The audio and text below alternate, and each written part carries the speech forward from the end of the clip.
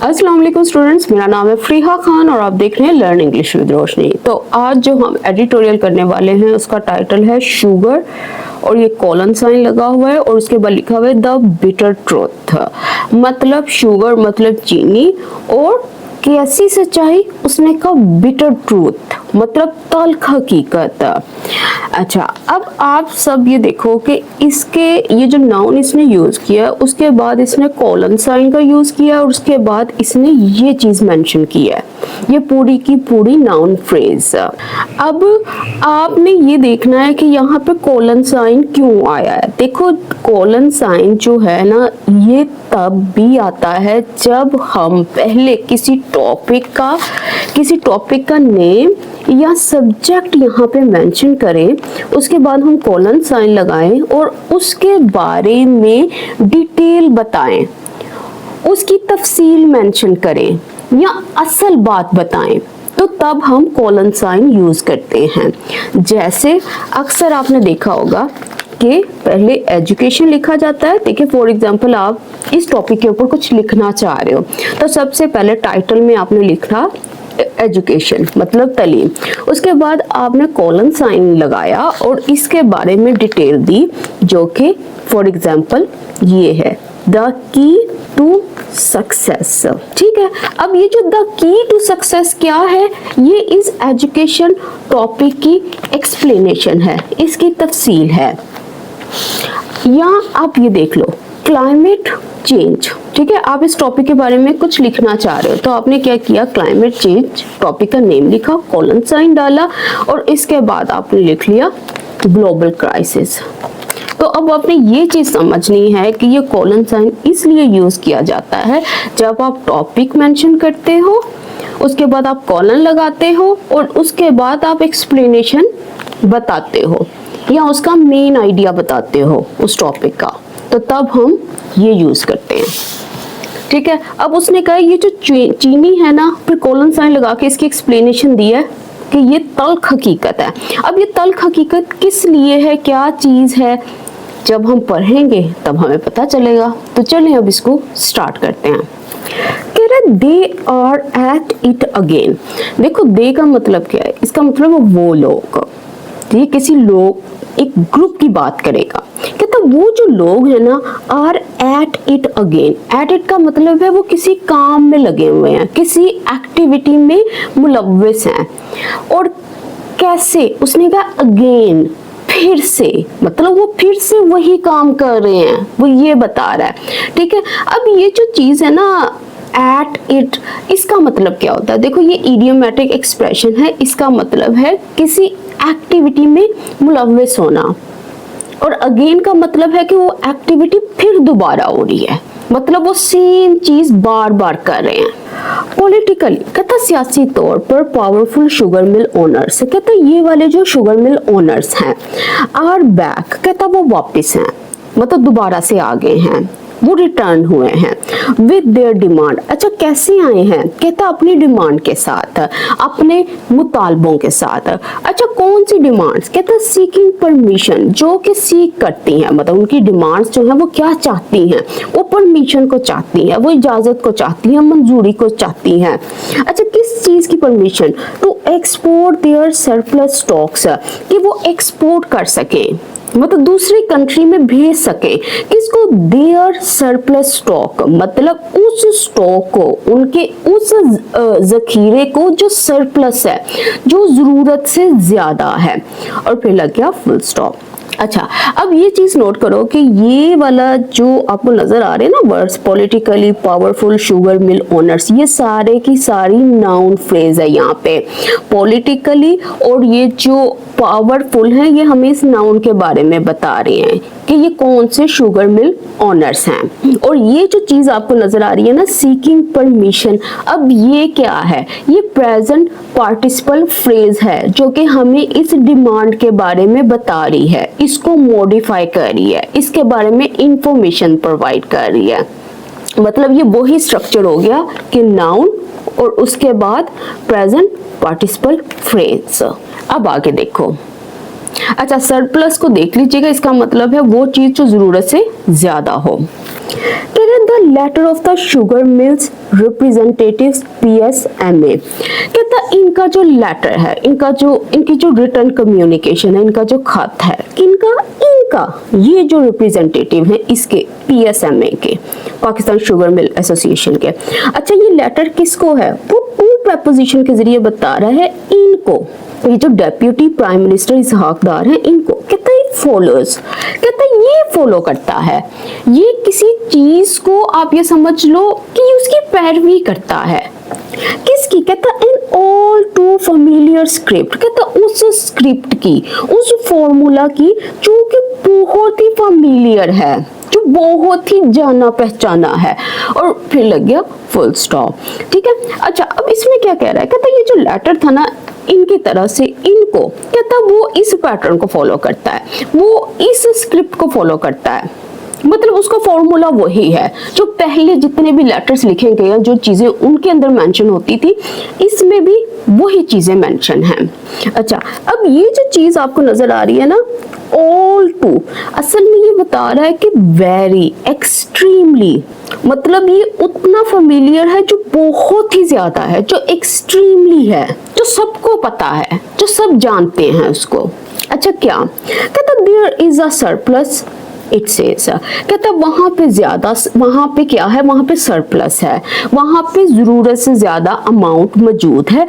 It says मतलब ये letter कहता है, फिर लग गया फुल स्टॉप। तो कहता है कि ये वाला जो स्क्रिप्ट है ना, ये वाली चीज, ये हर लेटर में ही मौजूद होती है।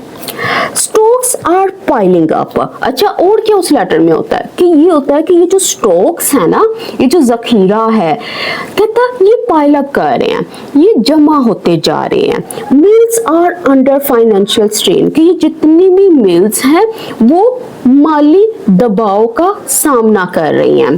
फार्मर्स आर सफरिंग, कि जो फार्मर्स हैं, जो किसान हैं, वो सफर कर रहे हैं, वो मुश्किलात का सामना कर रहे हैं। And export permission is the only logical solution, और ये जो एक्सपोर्ट परमिशन है ना, ये जो दूसरी कंट्री में भेजना है, कहता ये जो बरामद की इजाजत है ना, सिर्फ ये ही वाहिद लॉजिकल सोल्यूशन है। और फिर लग गया फुल स्टॉप। अच्छा, देखो इसने यहाँ पे बात की स्क्रिप्ट की, उसके बाद उसने वो सारी चीजें आगे मेंशन कर दे कि वहां पे हमारे पास जो है ना वो बहुत ज्यादा जखीरा है, और वो जखीरा होने की वजह से जो फार्मर्स हैं वो सफर कर रहे हैं, तो इनका जो सोल्यूशन है वो यही है। ठीक है। लॉजिकल का मतलब होता है वो चीज जो रीजनेबल हो, जो सेंसिबल हो, मतलब जो दुरुस्त हो। अच्छा, और सफर करने का मतलब क्या होता है? सफर करने का मतलब होता है तकलीफ उठाना, जद्दोजहद करना, मुश्किलात का सामना करना। और पाइल अप करने का मतलब होता है एक्यूमुलेट, जमा होना, माउंट वर्ड भी आप यूज कर सकते हो। अच्छा, अब ये चीज नोट करो कि इसने यहाँ पे इंडिपेंडेंट क्लॉजेस को यूज किया है कि stocks are piling up, mills are under financial strain, फिर सेमीकोलन, फिर एक और इंडिपेंडेंट क्लॉज। अब इसने क्या किया है? इसने इस सेंटेंस के अंदर इंडिपेंडेंट क्लॉजेस को सेपरेट किया सेमीकोलन से। अब इसने ऐसा क्यों किया है? उसका कहने का मकसद है कि यहां से लेकर यहां तक तो मेरी बात है ही है, लेकिन ये वाली जो बातें हैं ये सारी आपस में कनेक्टेड हैं, इनका आपस में एक लिंक है, इसलिए उसने इन सबको कनेक्ट करके एक सेंटेंस के अंदर डाल दिया। The millers are dangling $500 million in potential foreign exchange earnings। कहता ये जो मिलर्स हैं, मतलब ये जो शुगर मिल के जो मालिक हैं, कहता वो डैंगलिंग $500 मिलियन, वो लालच दे रहे हैं, वो पेश कर रहे हैं, वो ऑफर कर रहे हैं। किसको? कहता पोटेंशियल, ऐसी चीज जो मुमकिन है, जो पॉसिबल है, ऐसे फॉरेन एक्सचेंज अर्निंग्स को, ऐसी आमदनी को। अच्छा, किसके सामने ये डैंगल कर रहे हैं? कहता before a dollar hungry government, उस गवर्नमेंट के सामने जो डॉलर हंग्री है, मतलब जिसको डॉलर्स की जरूरत है। कहता आर्ग्यू करते हुए, दावा करते हुए, क्लेम करते हुए, इट वुड ईज प्रेशर, कि ये जो चीज है ना, ये जो इजाजत देना है, ये ईज कर देगा, ये कम कर देगा इस दबाव को, जो कि किसके ऊपर है? ऑन द करंट अकाउंट, जो मौजूदा अकाउंट है, जो कंट्री के एक्सटर्नल फाइनेंसेस है उसको। और फिर लग गया फुल स्टॉप। अच्छा देखो, ये जो डैंगलिंग वर्ड है ना यहाँ पे, इसने क्यों यूज किया, इसका वैसे मतलब, इसका यहाँ पे मतलब है ऑफर करना, पेश करना। ये असल में मेटाफोरिकली इसने यहाँ पे यूज किया है। इसका मतलब रियल नहीं है कि यूं वो पैसा हैंग कर रहे हैं कि इधर आओ। वो सिर्फ इस तरह से बात कर रहा है कि वो इस चीज का लालच दे रहे हैं। वो कहते नहीं, अक्सर आपने सुना होगा मूवीज में या इस तरह से, कि वो उसको पैसा दिखा रहे हैं ताकि वो ये वाला काम करे। तो वो इसी तरह से उसने ये सेंटेंस बनाया है। कह रहा पाकिस्तानी सा, कहता जो पाकिस्तानी लोग हैं, कौन से पाकिस्तानी, कहता who have heard this story, जो सुन चुके हैं इस कहानी को, इस बयान को, बिफोर, पहले ही, नो, कहता वो जानते हैं, ये वाले जो पाकिस्तानी है ये जानते हैं, it never ends the way, कहता कि ये कभी भी इस तरीके से एंड नहीं होता। द मिलर्स प्रिडिक्ट, कि जिस तरह से ये जो मिलर्स हैं ये पेशन गोई करते हैं, इस तरह से ये चीजें कभी भी एंड नहीं होती। अब फिर लग गया फुल स्टॉप। अच्छा, अब एक चीज नोट करो कि इसने सबसे पहले पाकिस्तानीज की बात की है, इसने कहा पाकिस्तानीज, उसके बाद उसने यहाँ पे एक पूरी क्लॉज यूज की है, रिलेटिव क्लॉज यूज की है। उसने कहा who have heard this story, ये सारे पाकिस्तानीज को नहीं कह रहा, सिर्फ उनको कह रहा है जो इस स्टोरी को पहले जान चुके हैं, जो इसके बारे में सुन चुके हैं, ये उनकी बात कर रहा है, जिनके पास ये वाला एक्सपीरियंस है। अब आगे देखो, कहता what the letter leaves out, कहता व्हाट मतलब जो चीज, ये जो खत है ये लीव आउट करता है, वो नजरअंदाज करता है, वो उसको मेंशन नहीं करता, वो ये है, is the cartels long and well documented history. इस चीज को, ये जो कार्टल है, ये जो ग्रुप है, इसकी जो ये वाली हिस्ट्री है, ये जो इसका माजी है, जो लॉन्ग भी है और वेल डॉक्यूमेंटेड भी है। वेल डॉक्यूमेंटेड का मतलब है कि वहां पे बहुत ज्यादा एविडेंस मौजूद है, मतलब एमी उसकी हिस्ट्री नहीं मेंशन की गई, सबूतों के साथ मेंशन की गई है। अच्छा, किस चीज की history? Of inflating surplus claims, इस चीज की, ये जो इन्फ्लेट है, ये जो बढ़ाना है, बढ़ा चढ़ाकर पेश करना है, किसको? सरप्लस क्लेम्स को, इन दावों को जो कि सरप्लस के हैं, कि हमारे पास जो स्टॉक है वो बहुत ही ज्यादा है, जरूरत से ज्यादा है। कहता व्हेन सीकिंग एक्सपोर्ट परमिशन, कहता जब वो सीक करते हैं, जब वो चाहते हैं एक्सपोर्ट परमिशन को और सब्सिडीज और फाइनेंशियल सपोर्ट को गवर्नमेंट की तरफ से, और फिर लग गया फुल स्टॉप। ठीक है, अब वो यही बात कर रहा है ना कि जिस चीज को ये लेटर लीव आउट करता है ना, वो ये वाली हिस्ट्री है। और वो कौन सी हिस्ट्री है? उसने कहा ये वाले दावे कि हमारे पास बहुत ज्यादा स्टॉक मौजूद है। और ये कब ये चीज अमिट करता है? जब वो ये चीज चाहते हैं, जब ये वाली परमिशन चाहते हैं। तो देखो, आज का जो पेड व्हाट्सएप ग्रुप है उसमें मैंने इन्हीं प्रोनाउंस के बारे में आपको बताना है कि यहाँ पे हु क्यों आया है, यहाँ पे व्हाट क्यों आया है। तो ये वाली सारी तफसील जो है ये आज की क्लास पे कवर की जाएगी। तो अगर आप में से किसी ने अभी तक पेड व्हाट्सएप ग्रुप को ज्वाइन नहीं किया तो आप सबसे रिक्वेस्ट है आप पेड व्हाट्सएप ग्रुप को ज्वाइन करें। ये जो स्क्रीन पे नंबर नजर आ रहा है यहाँ पे मैसेज करें, आपको डिटेल्स जो है वो भेज दी जाएंगी। अब आगे देखो, कह रहा फॉर इट्स पार्ट, अपनी तरफ से। इसका मतलब क्या है? अपनी तरफ से। अच्छा, किसकी तरफ से? The government. कहता है ये जो गवर्नमेंट है विल प्रिटेंड टू रेजिस्ट, ये क्या प्रिटेंड करेगी, क्या दिखावा करेगी कि वो रेजिस्ट कर रही है, वो अपोज कर रही है, वो मुखालफत कर रही है। कहता फॉर्म कमेटीज टू असर्टन, और क्या करेगी? फॉर्म करेगी, बनाएगी, क्रिएट करेगी कमेटीज को, ताकि वो असर्टन कर सके, पक्का कर सके किसको? द सरप्लस क्लेम, ये जो दावा है कि हमारे पास बहुत ज्यादा स्टॉक मौजूद है, इस चीज को। गेट अश्योरेंसेस, और क्या करेगी, क्या हासिल करेगी? यकीन दहानियां लाएगी फ्रॉम द मिलर्स, इनसे। कहता to hold local prices steady, किस लिए? कि वो होल्ड करेंगे, वो बरकरार रखेंगे इन लोकल प्राइसेस को, स्टडी मतलब एक जैसा स्टेबल रखेंगे। And eventually relent in the larger interest, और फिर क्या करेगी? ये रिलेंट कर देगी, ये मान जाएगी, ये रेजिस्ट करना छोड़ देगी। अच्छा, क्यों? कहता इन द लार्जर इंटरेस्ट, मतलब ये जो बड़ा मुफाद है उसके नाम पर। Of the farmers and the economy, मतलब किसानों की और अपनी मुल्क की ये जो मौशियत है, ये जो इकोनॉमी है, इसके लिए। और फिर लग गया फुल स्टॉप। तो वो कह रहा है कि एट द एंड ये किस तरह से मानेंगे, वो इस तरह से मानेंगे कि ये सारी चीजें वो इसलिए कर रहे हैं क्योंकि इनका फायदा इसमें है, इसका फायदा इनमें है, मतलब ये वाला जो एक्शन है इनके फायदे में है। अच्छा, अब ये देखो प्रिटेंड करने का मतलब क्या होता है। इसका मतलब है आप ये समझ लो दिखावा करना, नाटक करना। और असर्टेन करने का मतलब होता है पता लगाना, वेरीफाई करना। किसको वेरीफाई करना? इसको। और अश्योरेंसेस का मतलब क्या? प्रॉमिसेस, वादे, यकीन दहानियां। और रिलेंट करने का मतलब क्या? यील्ड करना, गिव इन करना, हार मान जाना, तस्लीम कर लेना। अच्छा, अब एक चीज आप यहाँ पे नोट करो कि इस पूरे सेंटेंस के अंदर ये वाला जो विल हेल्पिंग वर्ब है ये सबके साथ लगा हुआ है। मतलब will pretend, will form, will get और विल रिलेंट।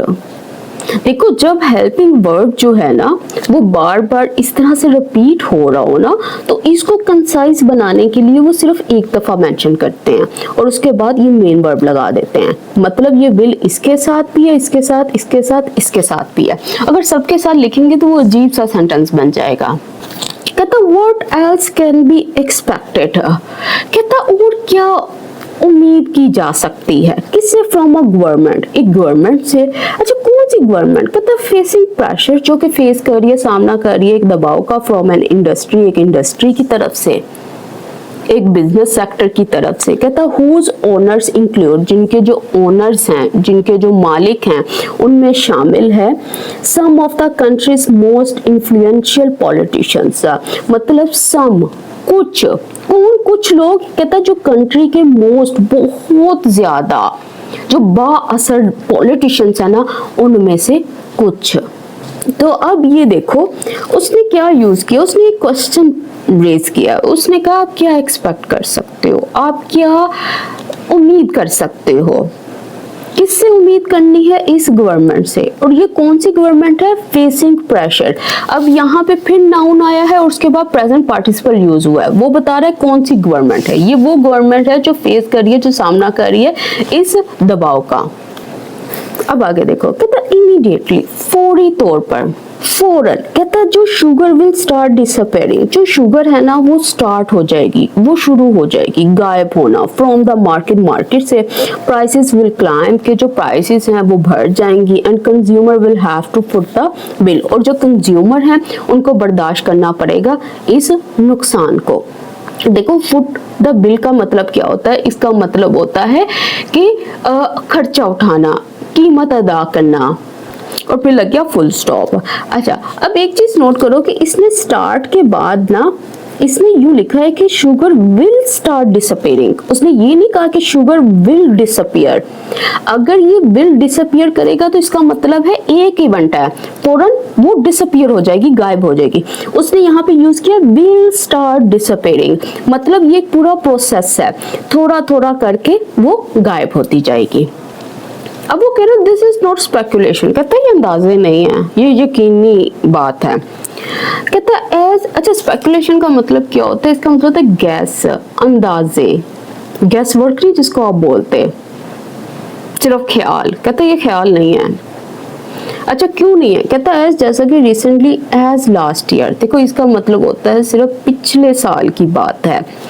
कहता मिलर्स स्ट्रक, ये जो मिलर्स थे उन्होंने तय किया किस चीज को? प्रिसाइसली सच अ बार्गेन, एक ऐसे बार्गेन को, एक मुआहदे को, एक डील को। सच मतलब ऐसा ही, और प्रिसाइसली मतलब बिल्कुल बिल्कुल, एग्जैक्टली सेम। कहता है ये वाली जो डील थी किसके साथ? विद मिस्टर डार, इनके साथ। कमिटिंग टू सेल, कमिट करते हुए, वादा करते हुए कि वो सेल करेंगे, वो बेचेंगे लोकल शुगर को एट एन अग्रीड प्राइस, किस प्राइस पर?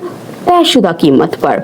In exchange for export clearance, अच्छा किसके बदले में? कहता है ये जो एक्सपोर्ट की इजाजत है इसके बदले में। और फिर लग गया फुल स्टॉप। अच्छा, अब ये जो चीज आपको नजर आ रही है ना, as recently as last year, असल में ये टाइम फ्रेज है। उसका मतलब है वेरी रिसेंटली। और स्ट्रक बार्गेन का मतलब क्या है? स्ट्राइक का डील का मतलब होता है कि किसी मुआहदे पर पहुंचना, किसी अग्रीमेंट पर पहुंचना। ठीक है, अब यहाँ पे वो स्ट्राइक अ बार्गेन या डील भी लिख सकता था। ठीक है, और स्ट्रक क्यों लिखा है? क्योंकि ये पास्ट फॉर्म है, माजी की बात कर रहा है। That commitment was never honored। कहता वो वाली जो कमिटमेंट थी ना, ये जो अभी बताई जा रही है, जो वादा था, कहता उसको कभी पूरा नहीं किया गया, उसको ऑनर नहीं किया गया, उसको फुलफिल नहीं किया गया। The promises were quietly abandoned। कहता जो promises थे, वादे थे, उनको चुपचाप abandon कर दिया गया, उनको छोड़ दिया गया। Once the export window opened। कहता जैसे ही ये जो एक्सपोर्ट की जो इजाजत है, ये जो विंडो थी, ये जो अपॉर्चुनिटी थी, ये ओपन हुई, ये शुरू हुई। और फिर हमारा सेंटेंस कंप्लीट होता है। कहता there is a legitimate argument. कहता वहां पे बिल्कुल ठीक जायज एक दलील है, एक बात है। अच्छा क्या? दैट ये कि a genuine surplus should be exported. कि हाँ, अगर वो असल में ये कहना चाह रहा है कि अगर वाकई में जरूरत से ज्यादा स्टॉक मौजूद है ना, तो इट शुड बी एक्सपोर्टेड, इसको एक्सपोर्ट किया जाना चाहिए। तो ये चीज जो है ये लेजिटिमेट है, ये वैलिड है, ये दुरुस्त है। कहता बट लेकिन दैट वो दलील, वो argument only holds if two conditions are met. कहता लेकिन ये वाला जो आर्ग्यूमेंट है, ये जो दलील है, ये तभी ठीक मानी जाती है, ये तब ही वैलिड है, ये ट्रू है, अगर ये जो टू कंडीशंस हैं ये पूरी होती हैं। अच्छा कौन सी टू कंडीशन? कॉलन साइन लगा के अब वो तफसील बताएगा। कहता फर्स्ट, पहली, stock figures are independently verified. कि ये जो स्टॉक फिगर्स हैं, ये वाले जो नंबर हैं, इनको इंडिपेंडेंटली, बगैर किसी इन्फ्लुएंस के, इसको वेरीफाई किया जाए। Second, domestic supply is legally protected. कि जो डोमेस्टिक मुल्क के अंदर की जो सप्लाई है, जो लोकल मार्केट की जो सप्लाई है, उसको कानून के जरिए महफूज रखा जाए।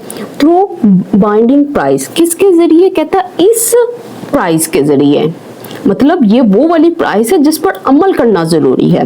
एंड अवेलेबिलिटी मैकेनिज्म, और ये वाला जो मैकेनिज्म है, ये वाला जो निज़ाम है, जो चीज़ों को कंट्रोल करता है, इसका मौजूद होना। किस तरह से? कहता विद स्ट्रिंजेंट एनफोर्समेंट, इस एनफोर्समेंट के साथ, इस सख्ती से अमल के साथ।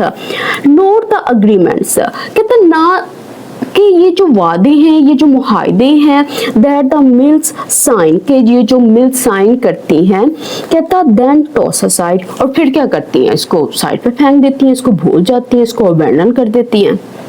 तो वो कह रहा है ना कि ये वाली चीज कि अगर वाकई में आपके पास एक्सेस स्टॉक मौजूद है, कहता है ये वाली चीज कि उसको एक्सपोर्ट कर देना चाहिए, ये तभी वैलिड होती है अगर ये वाली कंडीशंस पूरी होती हैं।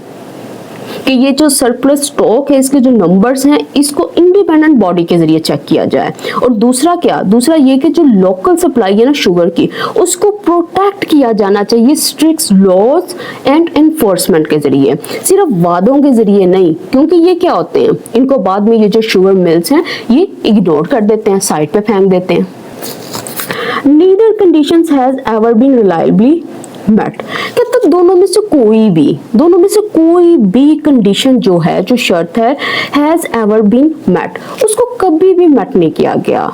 मतलब रिलायबली, मतलब ठीक तरह से उसको पूरा नहीं किया गया। इन आवर शुगर सेक्टर, हमारे इस सेक्टर में, चीनी के सेक्टर में। The more structurally sound solution, कहता और जो ज्यादा मजबूत और देर पा जो सोल्यूशन है वो क्या होगा? वुड बी, वो होगा to fully deregulate the sugar trade, कि शुगर ट्रेड को डीरेगुलेट कर दिया जाए। मतलब जो हुकूमती पाबंदियां हैं उसको पूरी तरह से खत्म कर दिया जाए। इन बोथ डायरेक्शंस, मतलब दोनों डायरेक्शंस में, मतलब इंपोर्ट और एक्सपोर्ट दोनों की बात कर रहा है। अच्छा क्यों? कहता किस तरह से? कहता अलाउ करते हुए free import and export simultaneously, मतलब इजाजत देते हुए इन दोनों को, मतलब आजाद इंपोर्ट को और एक्सपोर्ट को एक ही वक्त में। सो दैट, ताकि जो global price signals discipline domestic procedure, कि ये जो ग्लोबल प्राइस सिग्नल्स है ना, मतलब ये जो इंटरनेशनल मार्केट प्राइसेस हैं, उनके जो ट्रेंड्स हैं, उनके जो असरात हैं, वो डिसिप्लिन करें, वो कंट्रोल करें। किसको? डोमेस्टिक प्रोड्यूसर्स को, मतलब मुल्क के अंदर जो लोकल जो मैन्युफैक्चरर्स हैं। एंड कंज्यूमर्स आर प्रोटेक्टेड, और जो कंज्यूमर्स हैं वो महफूज रहें किसके जरिए? बाय कंपटीशन, इस कंपटीशन के जरिए, इस मुकाबले के जरिए। कहता rather than by the promise of an industry कार्डर, कहता बजाय इसके प्रॉमिस के, मतलब जो अवाम है उसको तहफ़्फ़ुज़ कैसे दिया जाए? मुकाबले के जरिए, कंपटीशन के जरिए, बजाय इनके वादों के जरिए। कहता बट लेकिन दैट टू रिक्वायर्स, लेकिन ये वाली जो चीज़ है ना, ये भी रिक्वायर करती है, ये नीड करती है गवर्नमेंट, एक गवर्नमेंट को विलिंग टू चैलेंज, जो विलिंग है, जो राजी है कि वो कन्फ्रंट करेगी, वो मुकाबला करेगी द मिल्स, इन मिल्स का, रादर देन, बजाय इनके कि अकोमोडेट दैम, कि उनको अकोमोडेट करे, उनकी बात माने, उनको खुश रखे। और फिर लग गया फुल स्टॉप। तो एडिटोरियल इस बात पे खत्म होता है। देखो ये जो एडिटोरियल था ना आज का, इसमें इसने यही बात की थी ना कि जितने भी शुगर मिल ओनर्स हैं वो क्या करते हैं, वो गवर्नमेंट से परमिशन चाहते हैं कि वो एक्सपोर्ट करें शुगर को। क्यों? क्योंकि पाकिस्तान के पास बहुत इजाफी शुगर है, जो एक्सपोर्ट है उससे क्या होगा, इनके पास डॉलर्स आएंगे और इनको फ़ायदा किसको पहुंचेगा? उसने कहा फार्मर्स को फ़ायदा पहुंचेगा, पाकिस्तान की जो इकॉनमी है वो उसको फ़ायदा पहुंचेगा। तो उसने एडिटोरियल में यही कहा है कि हमने ये स्टोरी पहले भी सुनी है, आज भी ये वाली स्टोरी हम सुन रहे हैं। तो वो अब कह रहा है कि जो गवर्नमेंट है जब ये स्टोरी सुनती है, कहता है वहाँ पे क्या होता है कि वो कमेटीज़ बनाती हैं, वो सरप्लस को चेक करती हैं कि कितनी इजाफी स्टॉक मौजूद है, फिर वो उनसे वादे लेती हैं। लेकिन एंड पे क्या होता है, ये जो परमिशन है ये दे दी जाती है, लेकिन वो जो वादे किए होते हैं वो जो मिलर्स हैं वो उसको इग्नोर कर देते हैं। और फिर क्या होता है, जो शुगर है वो एक्सपेंसिव हो जाती है, मतलब पाकिस्तान के अंदर जो शुगर सप्लाई है वो डिक्रीज हो जाती है, प्राइस इंक्रीज हो जाती है, और जो आम लोग हैं वो बहुत ही ज्यादा सफर करते हैं। तो इसीलिए वो यही बात कह रहा है कि ये वाला जो बिटर ट्रूथ है ना, इसको सामने ला रहा है ये राइटर।